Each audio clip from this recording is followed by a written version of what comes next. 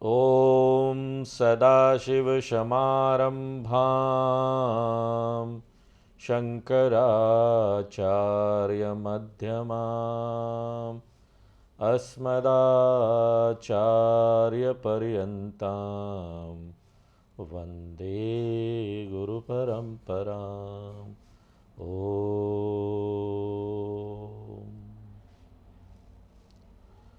तो राम जी की बारात जनकपुरी पहुंच गई है और बारातियों का स्वागत हो रहा है। बाराती यानी वर पक्ष वाले और जनाती यानी वधू पक्ष वाले आनंद के साथ एक दूसरे से मिल रहे हैं। दोनों पक्षों के लोगों का आपस में इतने प्रेम से मिलना देखकर आकाश से फूल बरसने लगे। देवता फूल बरसा रहे थे, अप्सराएं गीत गाने लगी, बाजे बजने लगे। क्यों? देवताओं के प्रिय कार्य हो रहे हैं, इसलिए वो अपनी प्रसन्नता व्यक्त कर रहे हैं। जनवासे के लोग जो वधू पक्ष वाले थे, जो सामग्री लेकर गए थे, वो सब सामग्री उन्होंने महाराज दशरथ के आगे रख दी कि हे महाराज, इसको ग्रहण कीजिए। अत्यंत प्रेम पूर्वक, विनम्रता पूर्वक उनसे बोले, आप तो सम्राट है, आपको कोई कामना नहीं है, फिर भी हम जो कुछ ला सके वो आपकी सम्मान पूर्वक सेवा के लिए यहां पर प्रस्तुत है। महाराज दशरथ ने भी जनक जी का सम्मान रखने के लिए वो सामग्री अत्यंत प्रेम पूर्वक ग्रहण कर ली। देखिए, हमको कोई चीज कोई लाके देता है ना उपहार में, गिफ्ट में, कोई जरूरी नहीं वो हमारे काम का चीज हो, कोई जरूरी नहीं कि वो हमको अच्छा लगे या हमारा यूजफुल हो, उपयोगी चीज हो।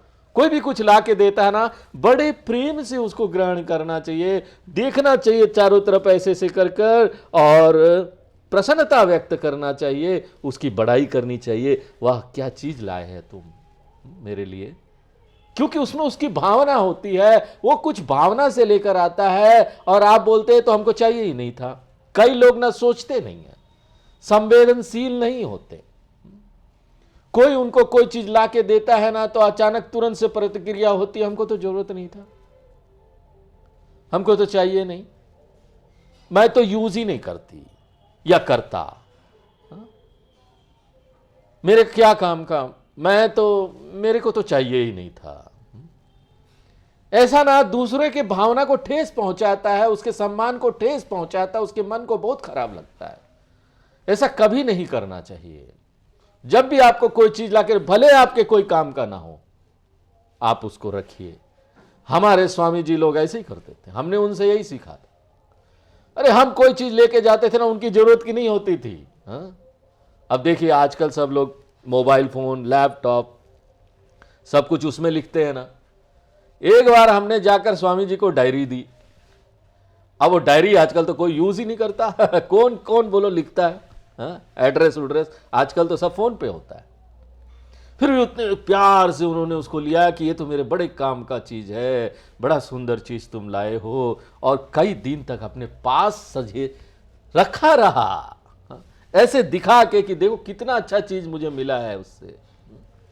इसलिए ना हमको दूसरों की भावना देखनी चाहिए, हमको चाहिए ही नहीं चाहिए, दूसरी बात होनी चाहिए हमारे लिए। इसलिए देखो, राजा दशरथ को ये सब कोई चीज नहीं चाहिए था, वो तो सब कुछ था उनके पास ना।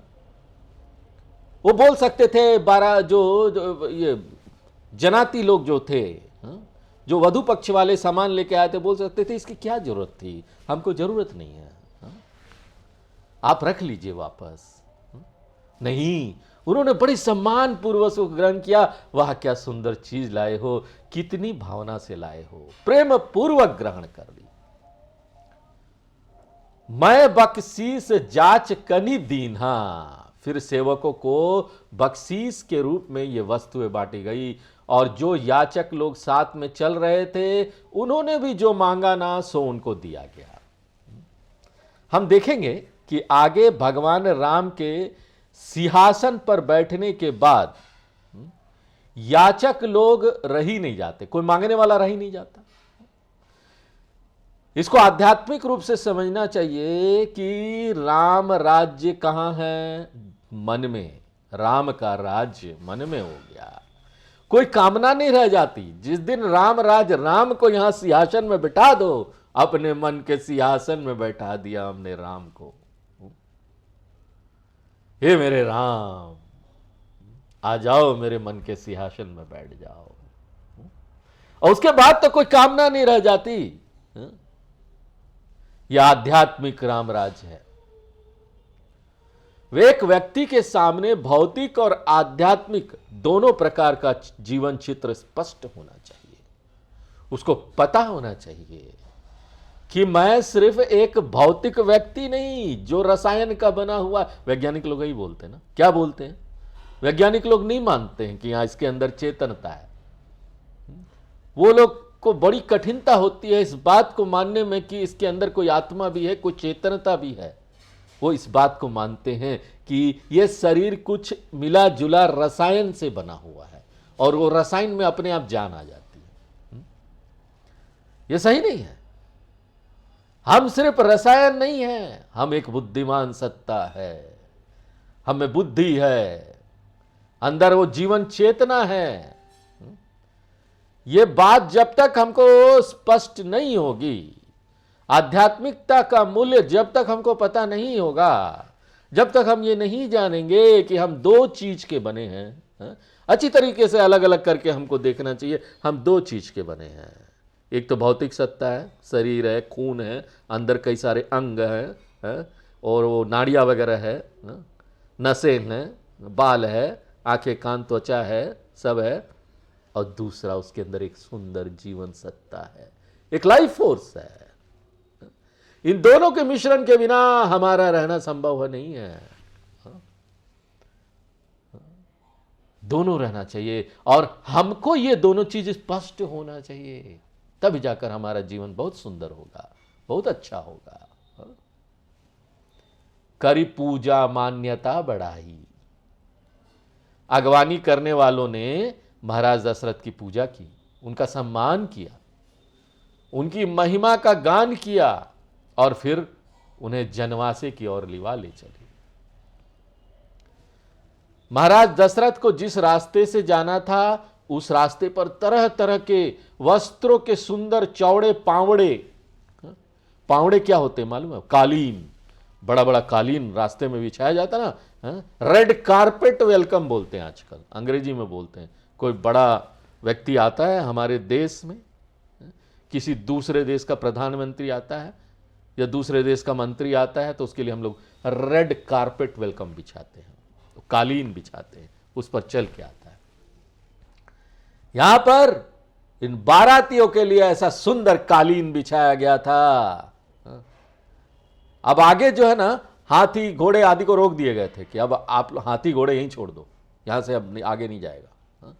और बाराती लोग उनके पांव ना जले और वो मुलायम मुलायम पावड़ों कालीन के ऊपर से हाथ पैदल होते हुए आए, इसलिए वो सब अरेंजमेंट किया गया था। और वो लोग जनवासे के पास गए। सोचो, कोई आता है तो कितना सुंदर, देखो ये लोग आए बाराती, एक एक चीज का कितना ख्याल रखा गया।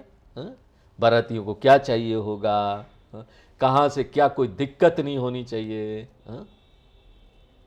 छोटी छोटी चीजों का ध्यान रखा गया। तो देखी धन धन मधु परिहरही। और वो जो कालीन थे इतने कीमती थे कि कुबेर ने भी उन्हें देखा तो उसको अपने धन का अभिमान चूर चूर हो गया। कुबेर को भी जो अपना घमंड था कि मेरे पास इतना धन है, वो घमंड चूर चूर हो गया। देखिए, यहां दिखा दिया गया कि जब तक व्यक्ति में आध्यात्मिक भावना ना आए तब तक उसको धन, पद, ज्ञान आदि का ये ना अभिमान बना रहता है। खाली धन ना समाज और जीवन दोनों को नष्ट करता है। धन के साथ, लक्ष्मी जी के साथ विष्णु भगवान भी रहने चाहिए। विष्णु भगवान ज्ञान, लक्ष्मी जी धन। जब दोनों नहीं रहेंगे ना तो समस्या है। खाली लक्ष्मी जी रहे, धन रहे, तब समस्या है।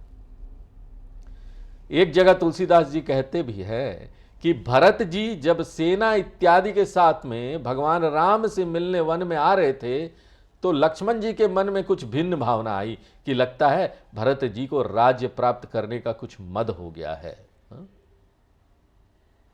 तब भगवान राम लक्ष्मण जी को समझाते हैं कि भरत ही हो ही न राजमद, विधि हरि हर पद पाए।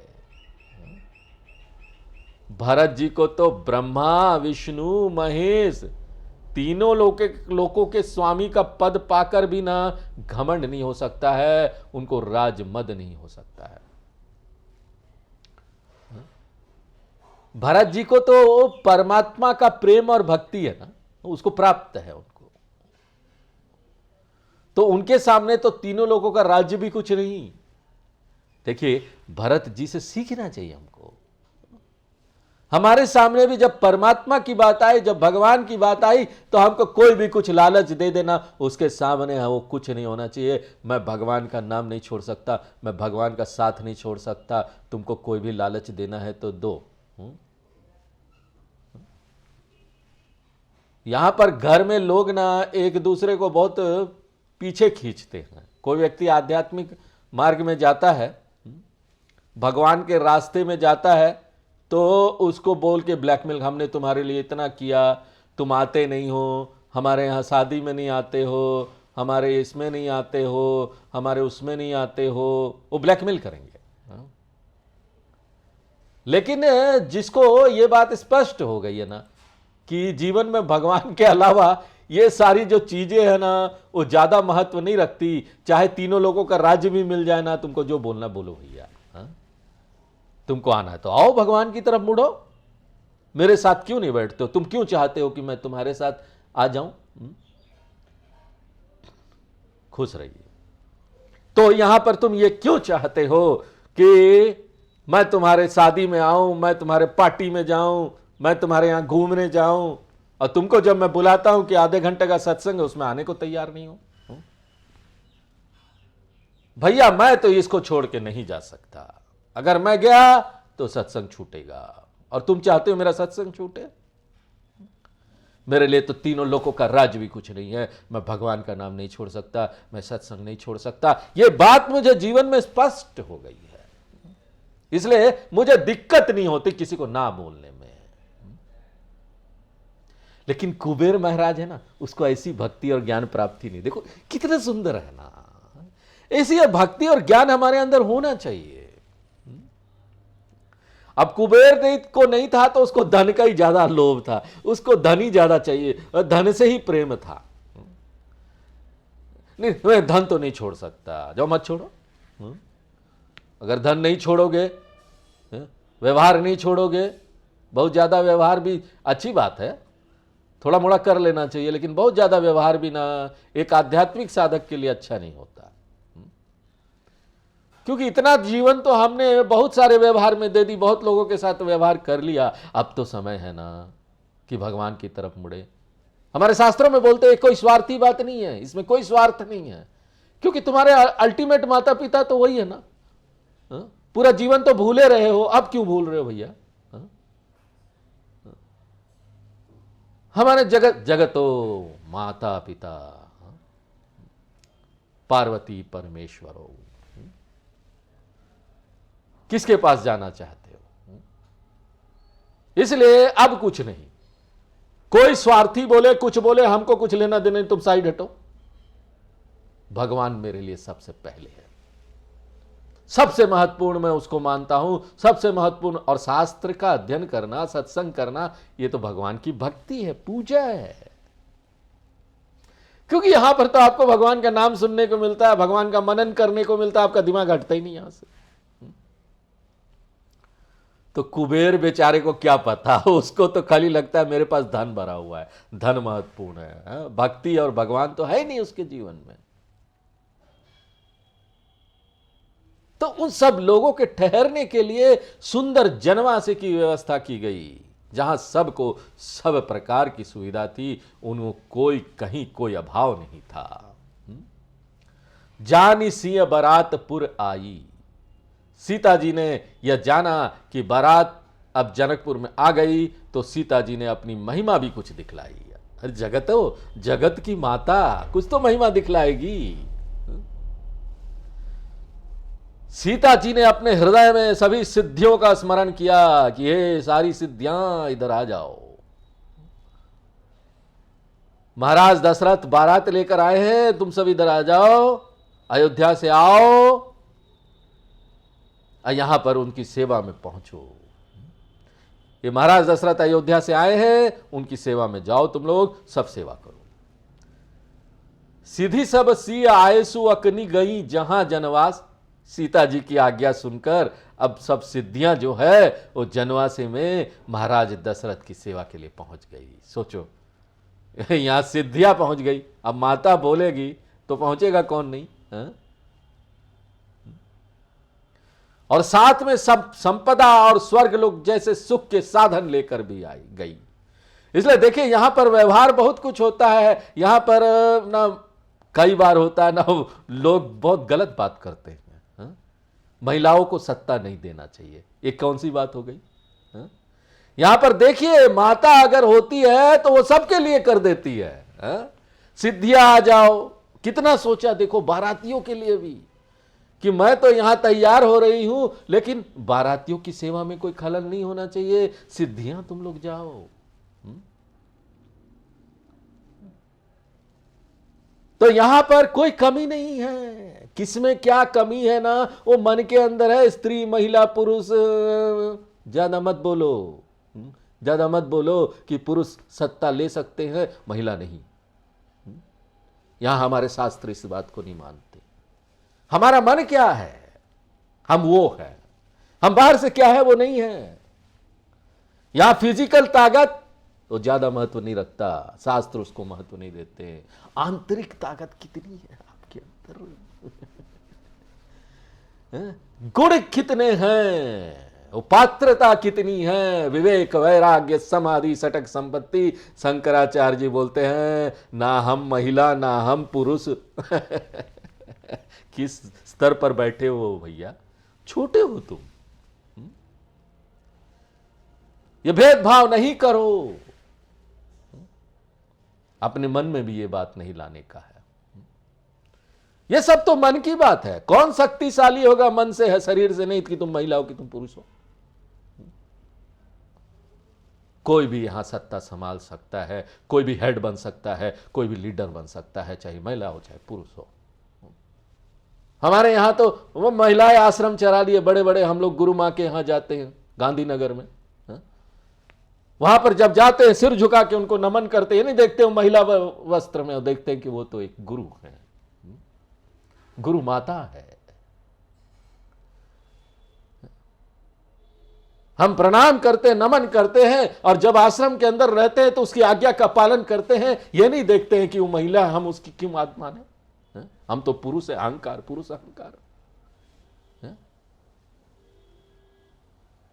कितने सारे आश्रम बना दिए, कितने लोगों को प्रेरित कर दिया, कितने लोगों का जीवन बदल दिया। ऐसी होती गुरु माता। बात तो मान के देखो भैया।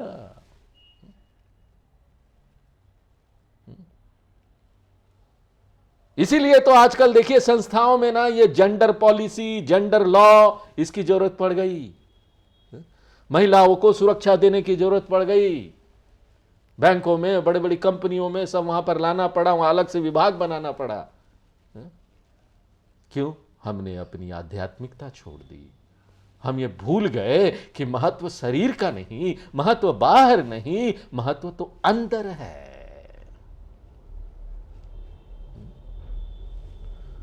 देखो तुलसीदास जी, अब आ जाइए, बहुत साइड विषय बहुत ज्यादा हो जाता है। हम यहां पर रामचरितमानस देख रहे हैं तो तुलसीदास जी सांकेतिक भाषा में कहना चाहते हैं कि भगवान राम जनकपुरी में आए तो उन्होंने शंकर जी का धनुष तोड़कर अपनी महिमा दिखा दी। आध्यात्मिक रूप से धनुष क्या है? मोह का प्रतीक है। परमात्मा का काम क्या है? व्यक्ति के मोह को नष्ट कर दे। और सीता जी, परमात्मा की माया की सबसे बड़ी महिमा है कि उनके भक्तों को किसी सांसारिक वस्तु का अभाव न लगे। सीता जी किसी चीज का अभाव नहीं होने देगी यहां पर, सांसारिक वस्तु का। इसलिए देखिए सन्यासी लोग भी ना सब कुछ छोड़ भी देते ना तो खा खा के मोटा जाते। खाने इतना बोलता है उनको मना करना पड़ता है, खाने की कमी नहीं है यहां, उनको मना करना पड़ता है, नहीं नहीं और नहीं चाहिए, और नहीं चाहिए, और नहीं चाहिए। सामान में भी उनको मना करना पड़ता है, भैया ये मत लाओ, और नहीं चाहिए। तो सीता जी जब साथ होती है ना तो सांसारिक वस्तुओं का अभाव नहीं होता, बारातियों को हर सामग्री उपलब्ध है। देखिए आध्यात्मिक जीवन के दो भाग हैं, दो। कौन से दो भाग हैं? अभ्युदय की प्राप्ति, अभ्युदय यानी धर्म अर्थ काम, यह सीता जी की कृपा से होती है। उसके बाद निश्रेयस की प्राप्ति, यह किससे होती है? भगवान राम की कृपा से होती है। निश्रेयस यानी मोक्ष, चार पुरुषार्थ है ना, धर्म अर्थ काम, इसको बोलते हैं अभ्युदय, और जो मोक्ष है उसको बोलते हैं निश्रेयस। सीता जी और भगवान राम एक साथ रह रहे थे ना, उसी तरीके से अभ्युदय और निश्रेयस दोनों साथ रह सकते हैं। लेकिन अभ्युदय में आसक्ति और परमात्मा में प्रेम एक साथ नहीं रह सकते। ज्ञान एवं भक्ति में धन संपत्ति के होने से कमी नहीं होती। यहां पर हम आध्यात्म में है, ज्ञान भक्ति में है, और उसके पास हमारे पास पैसे आ रहे हैं, चीजें आ रहे हैं, भोग की चीजें आ रहे हैं, कोई बात नहीं, अरे ठीक है सब। समस्या तब है जब हमको उस संपत्ति में आसक्ति हो रही है, क्योंकि जिस दिन नहीं आया हम समस्या में पड़ जाते हैं, हमारा मन खराब हो जाता है, ये नहीं आया।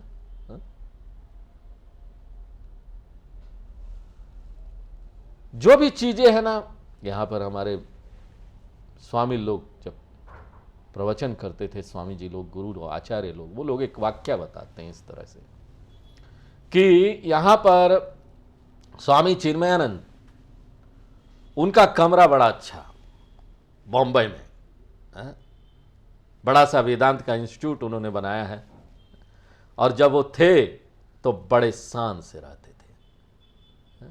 उनका कमरा बड़ा सुंदर सजा हुआ रहता, एयर कंडीशन लगा हुआ है, खाने के लिए अलग से किचन है, टाइम पर खाना आता है, और एक से एक तरीके का खाना आता है। अब उनका रहना देखकर कई लोग पूछते थे कि स्वामी जी आप में और हम में क्या अंतर है? आप भी तो एयर कंडीशन में रह रहे हो, अच्छा खाना खा रहे हो, हम भी अपने घर में रहते एयर कंडीशन में रहते, अच्छा खाना खाते, क्या बात है? आप में और मेरे में क्या अंतर है? तो स्वामी जी ने बोला, देखो भाई, तुम में और हम में ये अंतर है कि आज ये सब चीज चला जाए ना, मेरे से छूट जाए, मेरे से चला जाए तो मुझे कोई दिक्कत नहीं होगी, मैं ना चटाई में नीचे गर्मी में भी सो जाऊंगा, मुझे उसकी आदत नहीं है। एयर कंडीशन चला जाए, अच्छा खाना चला जाए, मुझे उसकी आदत नहीं है, मैं कल ही सब कुछ छोड़कर जा सकता हूं यहां से। ये वेदांत इंस्टीट्यूट इतना बड़ा बिल्डिंग बनाया ना, इसकी भी आदत नहीं मुझे इसको भी छोड़ के मैं कल सुबह ही निकल सकता हूं यहां से, और जहां जाऊंगा वहां आनंद में रहूंगा। और तुम, अगर आज तुम्हारा शेयर मार्केट डाउन हो गया ना, और तुम्हारा 100 रुपए, 1000 रुपए, या आजकल 1000 बोलना बड़ा लगता, क्या 1000, 1 लाख रुपए से अगर 80,000 में आ गया ना तो तुम रोने लगोगे, आज मेरा नुकसान हो गया, आज नुकसान हो गया, आज नुकसान हो गया। यही दिक्कत है, आसक्ति नहीं होना चाहिए। यहां सब चीज आने जाने वाले, आज अच्छा है तो जाएगा कल, इसलिए तैयार रहो, कोई दिक्कत नहीं, कुछ है तो ठीक है, कुछ नहीं है तब। उदाहरण के रूप में देखते हैं कि भरत जी जब भगवान राम से मिलने जा रहे हैं तो मार्ग में भारद्वाज जी के पास रुकते हैं। भारद्वाज जी ने भरत जी और उनके साथ के लोगों की सेवा करने के लिए रिद्धि सिद्धियां बुलाई। अब रिद्धि सिद्धियां आ गई, उन्होंने पलक झपकते अयोध्या वासियों के ठहरने के लिए बड़े राजसी भवन, नौकर चाकर सब वहीं जंगल में सब इकट्ठे कर दिए। अब यह देखो कि भरद्वाज जी भगवान के भक्त हैं, इसलिए उन्हें भौतिक साधनों से प्रेम नहीं है। यदि होता तो सिद्धियां उनके पास थी, वो अपने लिए महल खड़ा कर सकते थे। देखो सिद्धियां जिसके पास होती है ना, वो भी देखो कैसा इसका उपयोग करते हैं। हमको सीखना चाहिए भारद्वाज जी से। कई लोगों को सिद्धियां प्राप्त हो जाती, दिखाने लगते हैं अपना घर भरना है, पैसा कमा रहे हैं हम सिद्धियों से पैसा कमा रहे हैं। यहां भारद्वाज जी के पास सिद्धियां, उसका उपयोग ही नहीं करते, दूसरों की सेवा के लिए कर दी। वो चाहते तो अपने लिए बड़ा महल बना सकते थे, परंतु वो छोटी सी कुटिया में रहते थे। यहां पर मुख्य बात यह है कि भरद्वाज जी की ही तरह भरत जी भी ऋषियों द्वारा उपलब्ध कराई गई सेवा स्वीकार नहीं करते। भरत जी ने उन सुख सुविधाओं के बीच रात काटी, सवेरा हुआ भग लिए वहां से, चलो भाई भागो यहां से। तात्पर्य यह है, समझने की कोशिश करें कि सांसारिक वैभव की आवश्यकता, उसका मूल्य, उसकी सीमाएं कहां तक है, लिमिट आपको जानना चाहिए कहां तक है, उसके साथ आसक्ति रखने में क्या दोष है, यह सब स्पष्ट रूप से आपको समझना चाहिए। और अनासक्त रहने में क्या स्थिति बनती है। शास्त्रों के अनुसार व्यक्ति के जीवन में 4 पुरुषार्थ है, धर्म अर्थ काम और मोक्ष, चारों ही प्राप्तव्य है, अपने अपने स्थान पर अपने अपने समय में सबका उपयोग है। इसलिए प्रारंभ में जो दोहा बोलते हैं, बरनौ रघुवर विमल जस जोदायक फल 4, हनुमान चालीसा। माने हम भगवान राम के उस विमल यश का वर्णन करते हैं जो कि चारों फल, दोदायक फल 4। ये फल 4 क्या है? धर्म अर्थ काम और मोक्ष। भगवान ये चारों प्रदान करने वाले हैं। इसके माने यह नहीं है कि मुक्ति के साथ साथ यदि व्यक्ति को धर्म अर्थ और काम प्राप्त हो जाए संकट में पड़ जाएगा। नहीं नहीं, अच्छा खाना ले जाओ, आदत न पड़ जाए। नहीं, अच्छा घर ले जाओ, नहीं एयर कंडीशन, नहीं हम तो इसके बिना ही रहते हैं। कई लोगों को ना अपने साधना का भी घमंड हो जाता है।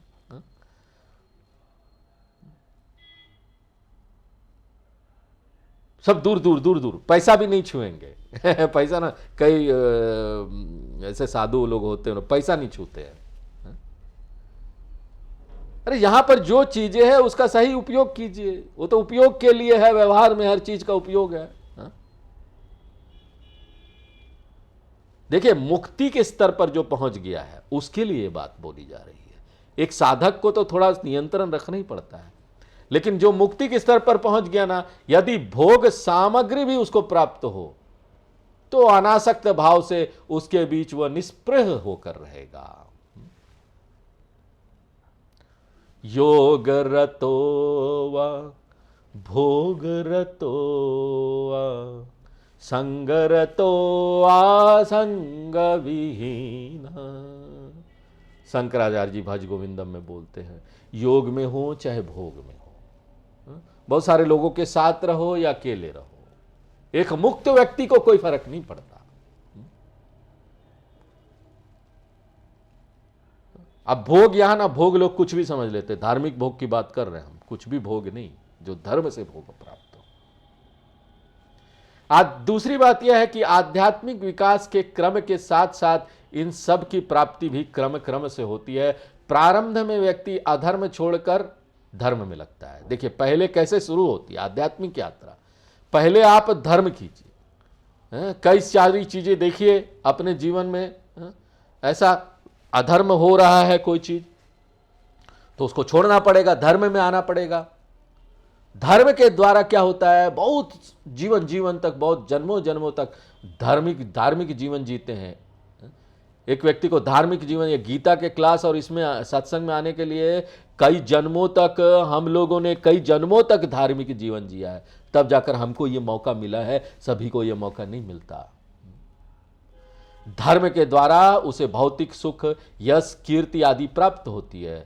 फिर धीरे धीरे उसे यह बात समझ में आती है कि भौतिक सुखों की तुच्छता क्या है, उसमें संतुष्टि नहीं है, संतुष्टि सिर्फ परमात्मा में है। तो यह सीढ़ी है, एक एक करके व्यक्ति आगे बढ़ता है और इसमें कितना समय लगेगा किसी को पता नहीं। कई बार कई सारे जन्म भी लग जाते हैं। इस जन्म में नहीं आ पाया, जाओ भैया धर्म का काम करते रहो, अभी तुम आगे बढ़ने के लिए तैयार नहीं हो, अगले जन्म में देखना। और उसी परमात्मा की कृपा से जब वो परमात्मा में आता है तो उस परमात्मा की कृपा से उसको परमात्मा की प्राप्ति भी हो जाती है। और यही अंतिम यात्रा यहां समाप्त होता है। यहीं तक पहुंचना है।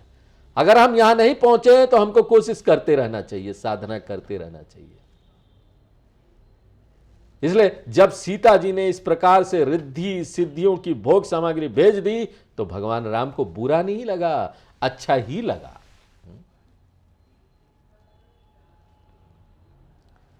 बाराती लोगों को यथा योग्य जगह दिखाई दी गई, वो बहुत प्रसन्न हुए, क्योंकि उन्होंने देखा कि देवताओं को जो सुख प्राप्त है वो सब हमारे निवास स्थान पर उपलब्ध है। वे सब वहां पर ठहर गए। और इस वैभव का क्या रहस्य था, ये बारातियों में कोई जान नहीं पाया कि सीता जी ने ये सारी व्यवस्था की है। सब बाराती लोग ठहरने की इतनी सुंदर और कुशल व्यवस्था देखकर जनक जी की बहुत प्रशंसा कर रहे थे। उनको नहीं पता था सीता जी ने सिद्धियों को भेजा ये करने के लिए।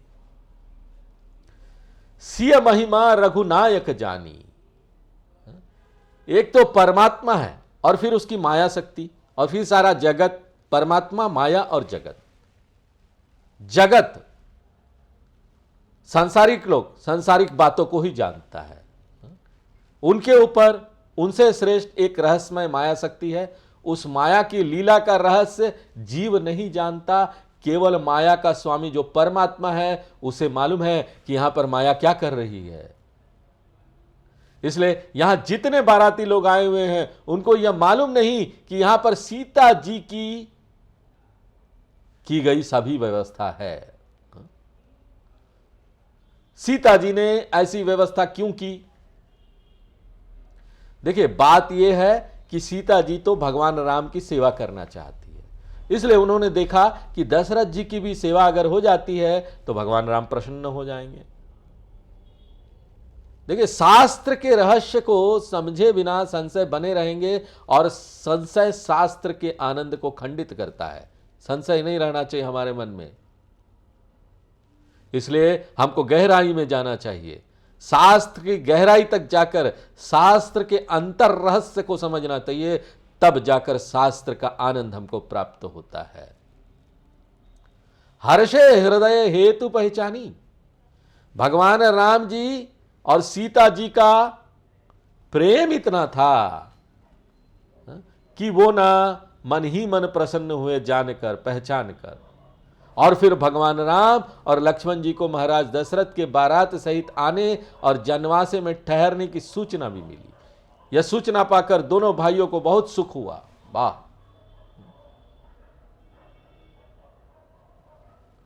सकुचन कहीं न सकत गुरु पाही। अब भगवान यह लीला दिखा रहे हैं कि एक शिष्य को, पुत्र को किस प्रकार व्यवहार करना चाहिए। जहां पर भगवान की बात आती है ना, तो यह बात आ ही जाती है, सकुचन है। देखो कितना सकुचा कर व्यवहार करते थे भगवान। जब गुरु और शिष्य दोनों सामने हो तो उस समय किसे महत्व देना है, इस विषय में मनुस्मृति आदि में सिद्धांत रूप में श्लोक मिलते हैं, परंतु यहां भगवान राम उन्हीं सिद्धांतों को व्यवहार में लाकर दिखा रहे हैं। अब भगवान राम पिता के पास जाकर प्रणाम करना चाहते हैं, लेकिन विश्वामित्र जी से भगवान राम ये बात कहते नहीं है। विश्वामित्र विनय बड़ी देखी, विश्वामित्र जी ने देखा ये तो बड़े विनम्र है, भगवान इतने विनम्र। विश्वामित्र जी के मन में बड़ा संतोष हुआ कि भगवान राम ने मर्यादा रखी है। इस प्रकार विश्वामित्र जी की अवमानना भी नहीं हुई। हर्षि बंधु दो हृदय लगाए, विश्वामित्र जी ने अति प्रसन्न होकर भगवान राम और लक्ष्मण दोनों को हृदय से लगा दिया। और भगवान को हृदय से लगाओ तो जो अनुभूति होती है ना, क्या बात है। भगवान को हृदय से लगाना यानी भगवान के ज्ञान को हृदय से लगाना, आत्मसात करना, और वो जब होगा ना तो क्या होगा मालूम, पुलक अंग अंबक जल छाए। उस स्पर्श को पाकर उन्हें एक अद्भुत अनुभूति हुई, उनका शरीर पुलकित हो गया और अधिक आनंद अनुभव के कारण नेत्रों में जल भी आ गया। विश्वामित्र जी अब भगवान राम और लक्ष्मण दोनों को लेकर जनवासी की ओर चले, जहां दशरथ जी को ठहराया गया था। मनहु सरोवर तकेउ पियासे। संसार में होता यह है कि प्यासा व्यक्ति सरोवर या फिर कुआं या जल संग्रह की ओर जाता है, परंतु यहां पर ऐसा हो रहा है मानो सरोवर स्वयं प्यासे व्यक्ति तक पहुंच गया। इसका मतलब है महाराज दशरथ जो भगवान राम के दर्शन के प्यासे चले आ रहे थे कि कब दर्शन होगा उनका, वे तो मर्यादा के कारण बरातियों को छोड़कर भगवान राम के पास एकदम से पहुंच नहीं सकते थे। इसलिए भगवान राम उनके पास जाते हैं तो ऐसा लगता है सरोवर ही प्यासे व्यक्ति के पास पहुंच रहा है। भूप बिलो के महाराज दशरथ जी ने जब देखा कि विश्वामित्र जी आ रहे हैं, साथ में भगवान और राम और लक्ष्मण जी भी चले आ रहे हैं, तो उठे हर्षि सुख सिंधु महू, चले था हसी लेत। महाराज दशरथ उठकर विश्वामित्र जी की ओर आगे बढ़े तो ऐसा लगा जैसे आनंद के समुद्र में पूरे डूबकर गोता लगाकर उस आनंद के समुद्र की गहराई मापते चले जा रहे हों। वे भगवान के प्रेम में विहल हो गए। शरीर रोके नहीं तो भी जैसे तैसे वो आगे बढ़ता जाता है, रुकता नहीं। तो यहां देखते हैं कि बाहर से शारीरिक दशाओं से ज्यादा महिमा आंतरिक दशाओं की है कि आपके अंदर क्या चल रहा है। शास्त्र बराबर हमें शिक्षा देता रहता है कि शरीर से श्रेष्ठ क्या है, मन बुद्धि है, उससे भी श्रेष्ठ परमात्मा है। ऐसी भावना रखकर जीवन में हमको अपना सभी व्यवस्था करना चाहिए, हमको जीवन शैली ऐसा रखना चाहिए। तो आज हम यहीं पर विराम देते हैं, आगे फिर नेक्स्ट क्लास में।